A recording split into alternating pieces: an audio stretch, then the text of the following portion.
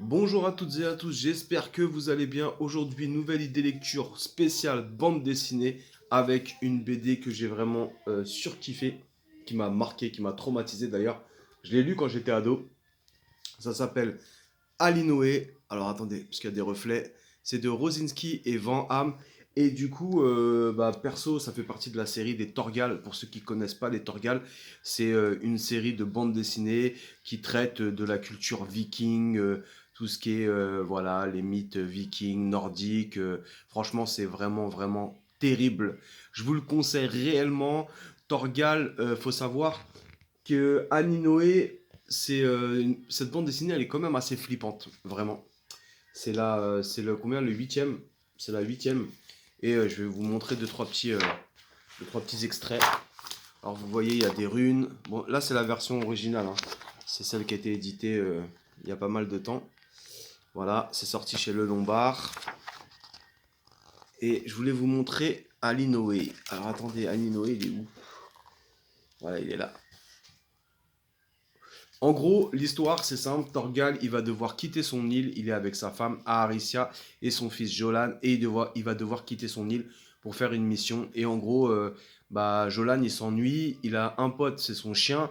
Mais il veut un ami. Et il va s'inventer un ami imaginaire qui fait flipper. Et cet ami imaginaire, on va dire que c'est son mauvais côté. C'est le mal. Et le mal, il va le pousser à faire des dingueries.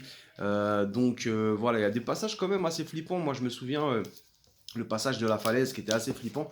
Je vais essayer de le retrouver. Voilà, bon après je vais pas tout vous spoiler si vous avez envie de le lire. Mais en gros, ça va transformer sa mère. Ça va la transformer en... Elle va se retourner contre son fils. Vous voyez, après vous voyez Alinoé avec ses yeux blancs. Et franchement, cette bande dessinée, elle m'a traumatisé, moi, quand j'étais ado. Mine de rien,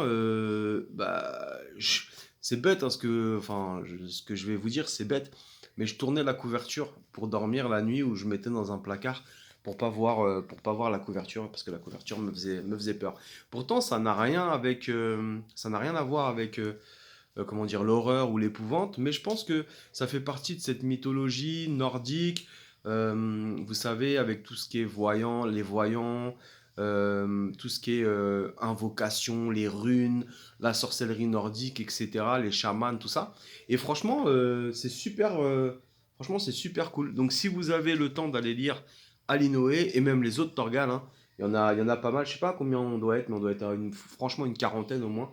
Le premier, c'est La Magicienne Trahie. Il y a L'île des Mergelés, Les Trois Vieillards du Pays d'Aran aussi, qui est lourd. Je vous conseille vraiment, vraiment, au-delà de Alinoé, qui pour moi est une des meilleures BD de cette série, je vous conseille aussi d'aller découvrir Torgal et cette série de bandes dessinées de Rosinski et Van Ham. Voilà.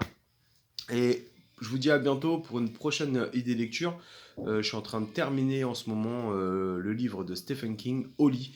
Donc je reviendrai avec cette idée lecture-là. Et en attendant, n'oubliez pas de lire. Voilà, la culture, c'est important. À très bientôt.